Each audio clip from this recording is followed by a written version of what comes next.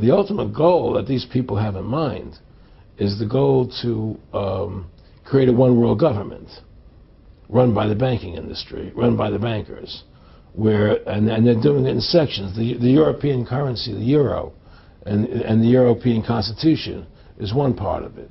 Now they're trying to do it in America with the North American Union, right? And they want to create a new currency called the Amero, right? And the whole agenda is to create a one-world government where everybody has an RFID chip implanted in them. All money is to be in those chips, right? There'll be no more cash. And this is given me straight from Rockefeller himself. This is what they want to accomplish. And all money will be in your chips. And so instead of having cash, anytime you have money in your chip, they can take out whatever they want to take out whenever they want to. If they say you owe us this much money in taxes, they just deduct it out of your chip digitally. Total control. Total control. And if you're like me or you, and you're protesting what they're doing, they can just turn off your chip. And you have nothing. You can't buy food. You can't do anything. It's total control of the people. And that chip's connected to a database that has your purchasing records, what you do, what everything, you sell. Everything is in there, you know? And so they want a one-world government controlled by them, everybody being chipped, all your money in those chips, and they control the chips, and they control people. And you become a slave. You become a serf to these people. That's their goal. That's their intentions. Aaron, can you be specific about when you met Rockefeller, how it happened in these discussions? I met Rockefeller through a female attorney I knew who called me up one day and said, one of the Rockefellers would like to meet you. I had made a video called Mad as Hell, and he'd seen the video and wanted to meet me and knew I was running for governor of Nevada. So sure, I'd love to meet him. And I met him, and I liked him, and he was a very, very smart man. And we used to talk and share ideas and thoughts. And he's the one who told me 11 months before 9/11 ever happened that there was going to be an event. Never told me what the event was going to be, but there was going to be an event. And out of that event, we were going to invade Afghanistan to run pipelines from the Caspian Sea. We were going to invade Iraq, you know, to take over the oil fields, establish a base in the Middle East, and make it all part of the New World Order. And we'd go after Chavez in Venezuela. And sure enough, later 9/11 happened. And I remember he was telling me how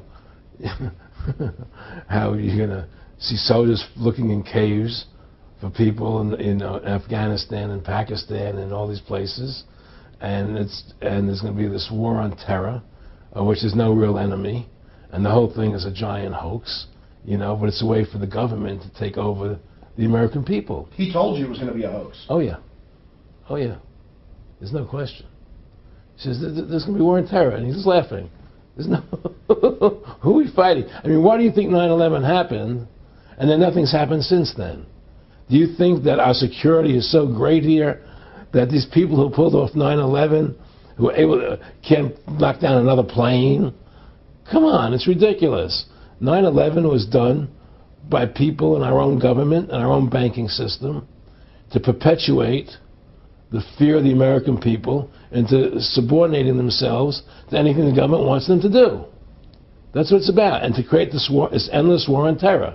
And that's why and that was the first lie. And the next lie was going into Iraq, you know, to get Saddam Hussein out with his weapons of mass destruction. That was the next lie. Now, specifically, this was a little over 6 years ago?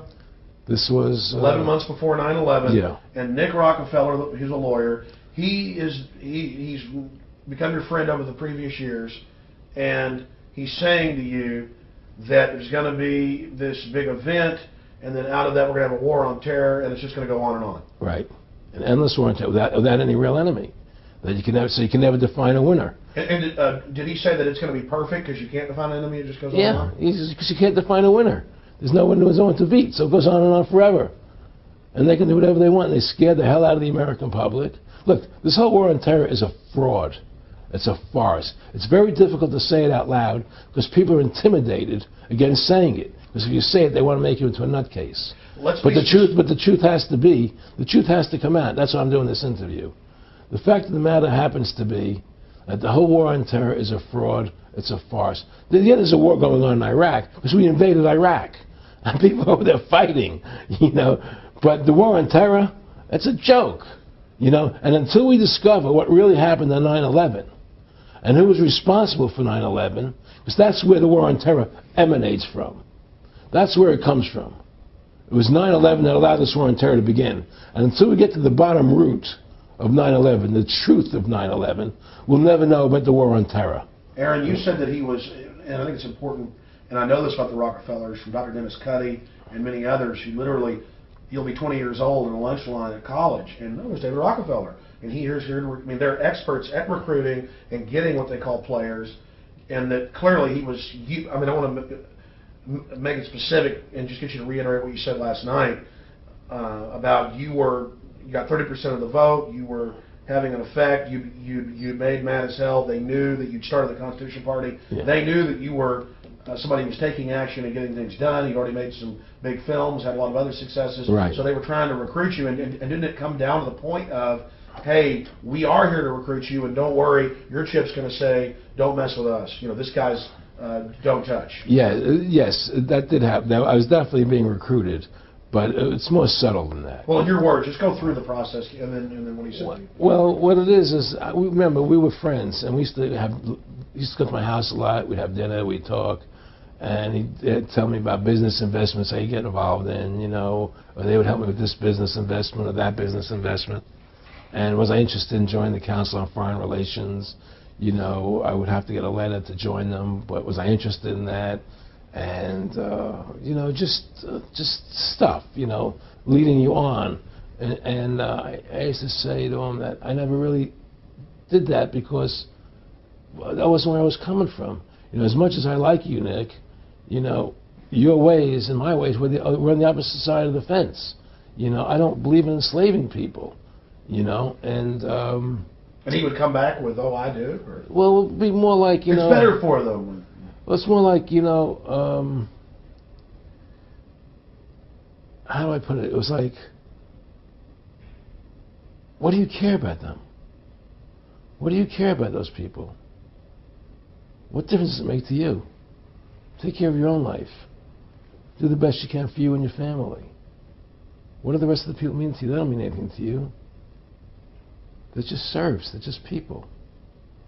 You know, it was just a lack of caring, you know, and that's just not who I was. It was just sort of like cold, you know. It was just like cold, you know. And I used to say to him, what's the point of all this? You have all the money in the world you need. You have all the power you need. What's the point? You know, what's the end goal? And he said the end goal is to get everybody chipped, to control the whole society, to have the bankers, the elite people, you know, the bankers and some governor controlling the world. And I said, do all the people in the Council on Foreign Relations believe this way you do? He said, no. You know, most of them believe they're doing the right thing. A lot of them believe it's better off being socialistic. You know, we have to convince people that socialism is really capitalism. Because America is becoming a socialist country. It's a communist country today. Well, one of the things they told me was that he was at the house one night, and he would talk, and he started laughing. He said, "Aaron, what do you think women's liberation was about?" And I said, I had pretty conventional thinking about it at that point. I said, I think it's about women having the right to work, getting equal pay with men, just like they won the right to vote. You know? And he started to laugh. He said, "You're an idiot." And I said, "Why am I an idiot?" He said, let me tell you what that was about. We, the Rockefellers, funded that. We funded women's lib, you know? And we're the ones who got all over the newspapers and television, the Rockefeller Foundation. He says, and you want to know why? He said, there were two primary reasons.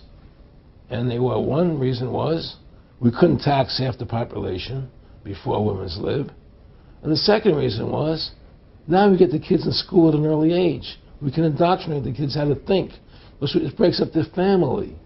The kids start looking at the state as the family, as the school, as the officials, as their family, not as the parents teaching them. And so those are the two primary reasons for women's lib, which I thought up to that point was a noble thing. You know, when I saw their intentions behind it, where they were coming from when they created it, the thought of it, I saw the evil behind what I thought was a noble adventure.